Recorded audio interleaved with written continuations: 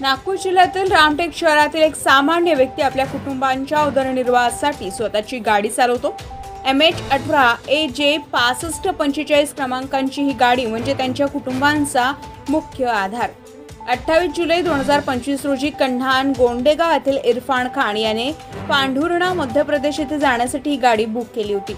अनिल ठाकरे यांच्यासोबत त्यांचा जुना मित्र देवेंद्र कोठेकर देखील होता, कारण गाडीत एकच प्रवासी होता आणि प्रवास लांबचा होता। 3 वाजता आमटी फाट्यावरून हे तिघे निघाले। संध्याकाळी 6 वाजता ते पांढुर्ण्यातील एका धाब्यावर पोहोचले। तेथे इरफान खान यांनी सांगितले, मी थोड्या वेळात येतो आणि दुसऱ्या आर्टिका गाडीतून निघून गेला। नंतर रात्री 9 वाजता परत येऊन जेवण केले आणि पुन्हा निघून गेला। मध्यरात्री पुन्हा परत आल्यावर त्याला घेऊन अनिल व देवेंद्र रामटेककडे रवाना झाले। आमटी फाट्यावर त्याला उतरवून दोघेही आपापल्या घरी गेले। मात्र खरी धक्कादायक घटना त्यानंतर घडली। 9 जुलैच्या मध्यरात्री 1:30 मोहगाव पोलिसांनी इरफान खानला घेऊन देवेंद्र कोठेकर यांच्या घरी धाड टाकली।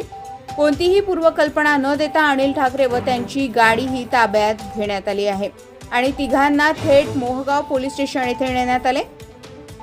दुसऱ्या दिवशी अनिल आणि देवेंद्र यांनी संपूर्ण माहिती पोलिसांसमोर मांडली। त्यानंतर पोलिसांनी योग्य तपास करत खरे आरोपी आंतरराष्ट्रीय पारधी टोळी यांच्या मुसक्या आवळल्या। ही टोळी मोहगाव येथे चोरीच्या घटनेत सामील होती। चोरी घडलेल्या मोहगाव ही जागा पांढुर्ण्यापासून तब्बल 30 किलोमीटर दूर आहे आणि अनिल आणि देवेंद्र यांचा त्या घटनेशी कोणताही प्रत्यक्ष किंवा अप्रत्यक्ष संबंध नव्हता, असं त्यांनी पत्रकार परिषदेत बोलताना सांगितले। तपासानंतर पोलिसांनी दोघांनाही कोर्टात हजर करून कोर्टाकडून त्यांना जमानत दिली आहे। मग एक प्रश्न राहतो, ज्यांचं नाव नाहक खराब झालं त्यांच्या बदनामीला जबाबदार कोण?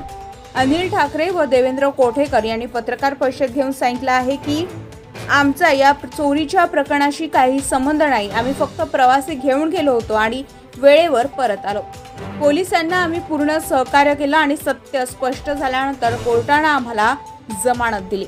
गजामाशा 24 न्यूज करिता नागपूरहून आमचे प्रतिनिधी पंकज चौधरी, रामटेक। मी अनिल बालकराम ठाकरे।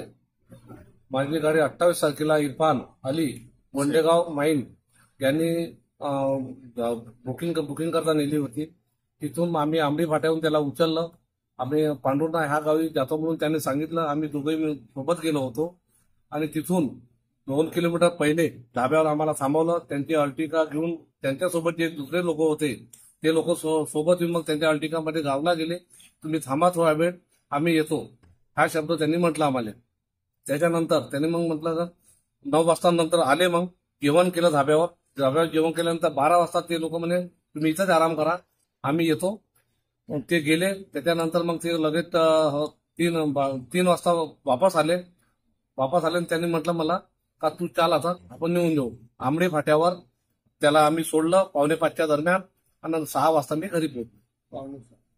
मग आम्हाला माहीत झालं 10 दिवसानंतर पोलीस जेव्हा आल्यानंतर माहीत झालं का तिथं चोरी झाली। मग चोरी झाली, मग आम्हाला त्यांनी संशयावर उचलून नेलं। आम्हाला विचारपूस केल्यानंतर त्यांनी म्हटलं तुमची गाडी कुठे होती? मी त्यांना म्हटलं की माझी गाडी त्या धाब्यावर त्या वेळेपर्यंत। गाडी बुकिंगवर आम्ही गेलो होतो। पांढुर्ण्यामध्ये एका ढाब्यावर मुक्काम केला। त्यांनी तिकडे काय केलं का नाही केलं आम्हाला काही माहित नाही। आमची स्थानिक लेवलवर खूप बदनामी केली काही लोकांनी। आम्ही त्या बदनामीचं खंडन, आम्ही त्या गुन्ह्याचं खंडन करतो। आणि चोर सापडले आहे, ते जेलमध्ये बंद आहे। आम्ही सुखरूप बाहेर आलो। ताज्या घडामोडी आणि बातम्या जाणून घेण्यासाठी गरजा महाराष्ट्र 24 न्यूज या आपल्या YouTube चॅनलला सबस्क्राईब करा आणि बेल आयकॉन दाबायला विसरू नका, जेणेकरून आपला व्हिडिओ आल्याची ताजी खबर तुम्हाला ताबडतोब मिळेल।